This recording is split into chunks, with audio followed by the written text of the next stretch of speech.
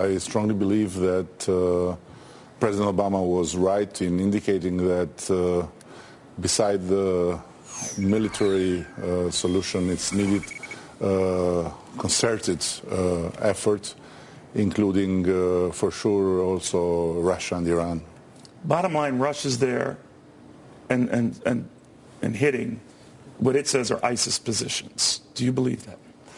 This has to be clarified, but of course I think that this type of backfires in a process like this are, let's say, not surprising as far as there is no concerted action.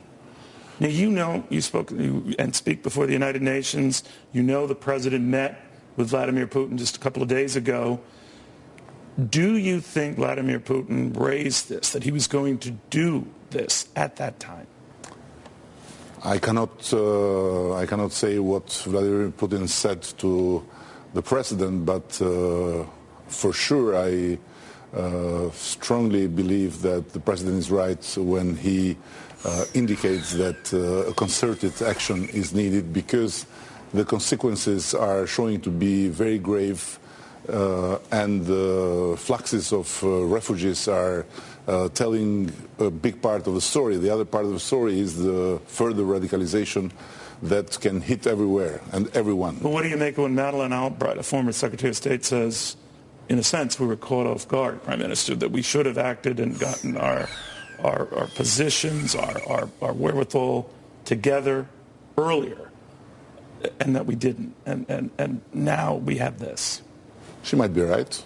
She might be right, but in the same time, what has been done, and now it's time to react promptly and to concert the efforts. Do you find it weird that it's very possible, if it hasn't happened already, you're going to have U.S. warplanes and Russian warplanes operating over the same area, hitting different groups? The U.S. says the groups that the Russians are hitting are not ISIS. They're rebel groups that we are sympathetic to and want to help overthrow the Assad regime.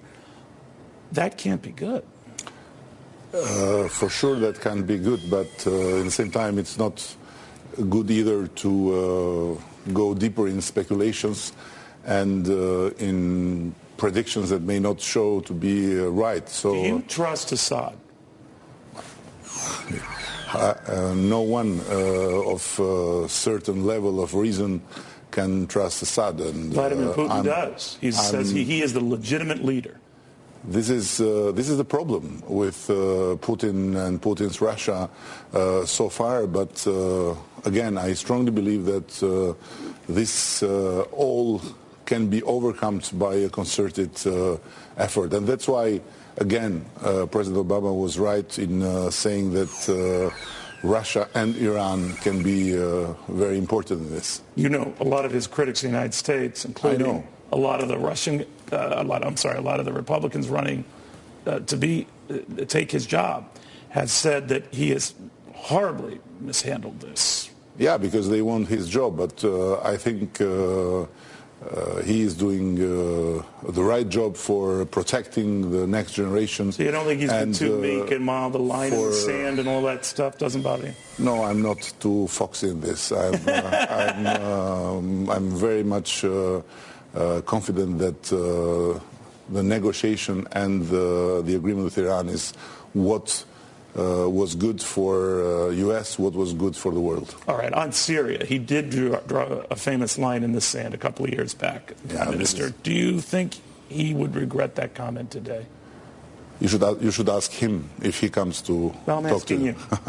I cannot comment on this, but I strongly believe that there is a very important parallel effort that all of us should do beside the military force and beside the combat in the field, which is the battle to win the hearts and minds of the next generation worldwide. And in that respect, I think that Barack Obama is a very, very important point of reference. Prime Minister Rama, thank you very, very much.